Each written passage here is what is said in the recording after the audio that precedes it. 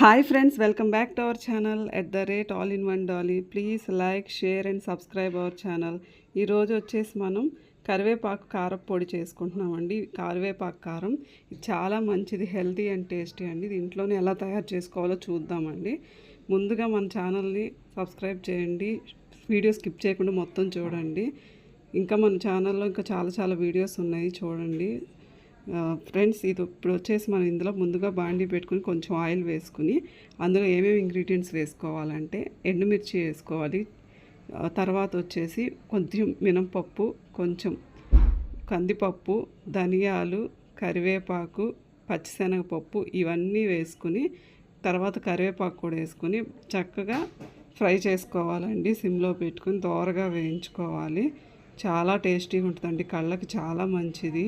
పిల్లలకి ఇలాగా కొంచెం నెయ్యి, కారం వేసి పెట్టినా కూడా చాలా మంచిది. ఇది డైరెక్ట్గా కరివేపాకు తినమంటే తినరు కదా, ఈ విధంగా పొడిలాగా చేసి పెడితే దాన్ని ఏరకుండా సరిపోతుంది కదా కరివేపాకుని.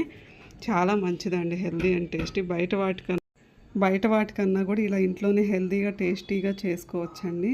మన ఛానల్లో చాలా మంచి రెసిపీస్ ఉన్నాయి, చూడండి. కాకరకాయ ఎలా చేసుకోవాలో చేదు లేకుండా ఇలాంటి చాలా కొత్త రెసిపీస్ ఉన్నాయి. ముందు చాలా రెసిపీస్ పోస్ట్ చేస్తున్నాను నేను.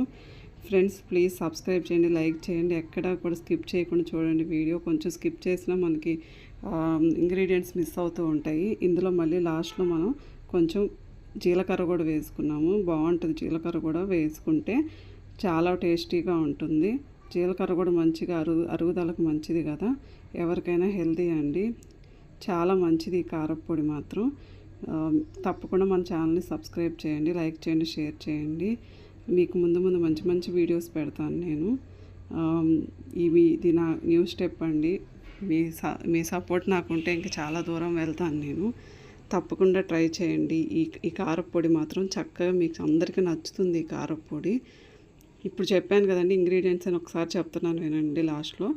ముందుగా కొంచెం ఎండుమిర్చి, కందిపప్పు, జీలకర్ర, ధనియాలు, పచ్చిశనగపప్పు, కొంచెం మినపప్పు, ఇవన్నీ మంచివి కదండి ఇంగ్రీడియంట్స్. ఇవన్నీ వేసుకుని కొట్టుకుంటే కారం చాలా బాగుంటుంది.